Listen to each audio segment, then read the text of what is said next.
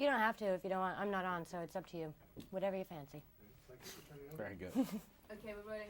Free and easy. So, rockin' movie. This was just thank so you. great.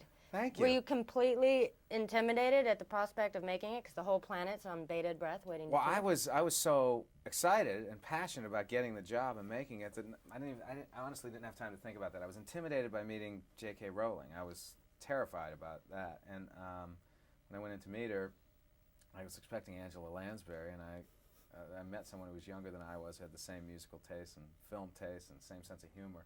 So we got along real well, and then she said, well, so how do you see the film? I explained how I wanted to shoot it, what visually style I was thinking about. She said, that's exactly the same way I see it. So she came on board as a collaborator. So my feeling was always, if you're going to do a version of Dracula with if you had access to Bram Stoker, wouldn't you want to, find out what he was thinking? And if you're going to do a World War II movie, you get a consultant. Well, she was an invaluable consultant for Steve Kloves and myself.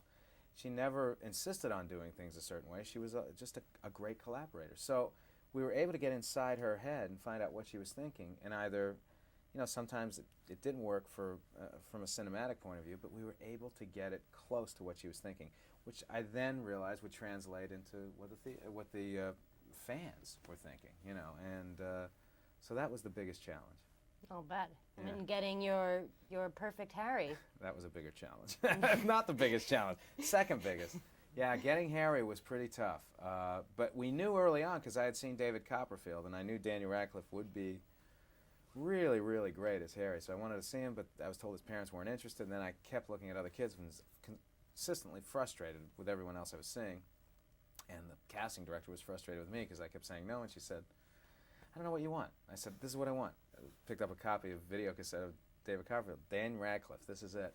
She said, you're never going to get him. His parents don't want him to do it. So she resigned, and then David Heyman and Steve Kloves, producer and writer, went to the theaters, saw Daniel, and talked to his parents. And I guess David really convinced them to come in and talk about it, and they were open to the idea, as long as they knew we would protect Dan and take care of him, and we promised we would. Yay for the theater.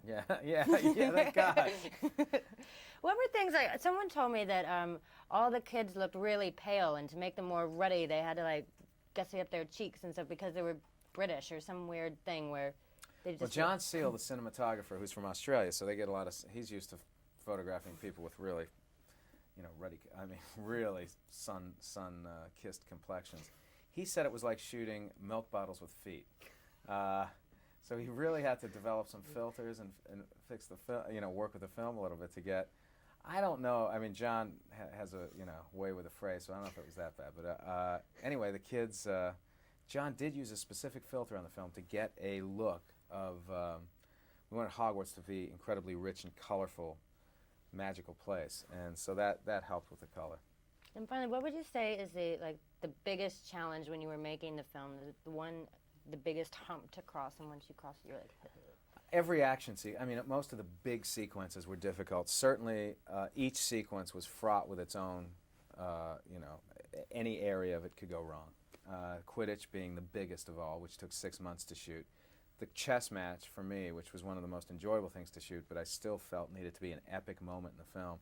And the final confrontation with Lord Voldemort, between Harry and Lord Voldemort at the end of the film. It's a very complex visual effect that happens there. I don't want to ruin it for anyone who hasn't read the book, but to get that to work so it felt scary and real was difficult. Well, I'm glad you did it because it was marvelous. Oh, thank you. Well, it's nice seeing you. Thank you. Excellent. Because my opinion means everything. It does.